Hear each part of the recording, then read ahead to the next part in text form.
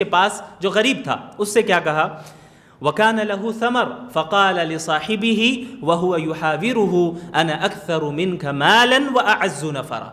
اس مالدار شخص نے اپنے مومن دوست سے کہا کہ دیکھو، اس سے بات کرتے ہوئے کہ میں تو تم سے زیادہ مالدار ہوں، اور اپنے جتھے کے اعتبار سے اور لوگوں کے اعتبار سے میرا جتھا زیادہ مضبوط ہے۔ اب جو مالدار ہوتے ہیں اس کے پیچھے 8 لوگ اور آگے 8 لوگ گھومتے پھرتے ہیں کہ نہیں، تو اسے اس پر بھی غرور ہوتا ہے کہ بھائی کوئی میری جوتیاں سیدھی کر رہا ہے، کوئی میری کار کا دروازہ کھول رہا ہے، کوئی دھوپ میں مجھے امبریلا لے کر کھڑا ہے، کوئی میرے لیے پانی لا رہا ہے، کوئی مجھے باس کہہ رہا ہے، کوئی میرے سامنے ہاتھ باندھ کر آفس میں کھڑا ہے۔ تو یہ ایک غرور اور تکبر اس سے الگ آتا ہے۔ تو یہ غرور اس کے پاس بھی تھا۔ اس نے کیا کہا کہ انا اکثر منک مالا واعز نفرا، میں تو تم سے زیادہ مالدار بھی ہوں اور جتھے کے لحاظ سے بھی تم سے زیادہ مضبوط ہوں، میرا جتھا زیادہ اسٹرانگ ہے، میرے ماننے والے اور نام لینے والے، عزت کرنے والے زیادہ ہیں۔ تو یہ غرور اس کے اوپر، مادیت کا غرور اس کے اوپر تھا۔ اب اللہ اس کی بعض سائیکولوجی کو بیان کر رہے ہیں، جو اس کی سائیکولوجیکل کیفیت تھی اس متکبر شخص کی اور اس کافر شخص کی، جو عموماً ان لوگوں کی ہو جاتی ہے جو اس طرح کے غرور میں اور لگژریس لائف میں اپنے آپ کو بالکل انوالو کر چکے ہوتے ہیں اور اسے ہی سب کچھ سمجھتے ہیں۔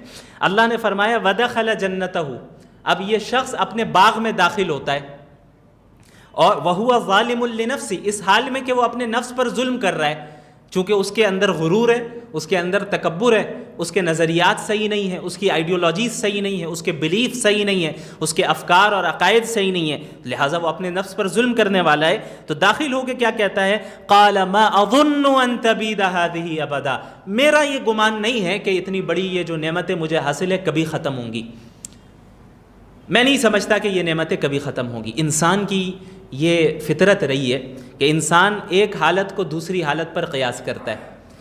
اب وہ ایسی سچویشن میں اس وقت تھا کہ جو لگژریس لائف ہو سکتی تھی وہ لگژریس لائف اسے حاصل تھی۔ اب اس نے اپنے فیوچر کے متعلق کیا گمان کیا، کیا قیاس کیا؟ وہ یہ کیا کہ یہ جو نعمتیں ابھی مجھے حاصل ہیں یہ تو کبھی ختم نہیں ہوں گی، یہ ہمیشہ باقی رہیں گی۔ اور ارباب حکومت کا بھی یہی معاملہ رہتا ہے، جس کے پاس حکومت آ جائے وہ سمجھتا ہے اب حکومت ختم نہیں ہوگی، یا میں ہونے نہیں دوں گا، یا فیوچر میں میں ایسی حالت میں منتقل ہوں گا جو میرے ماضی سے بہتر ہوگی۔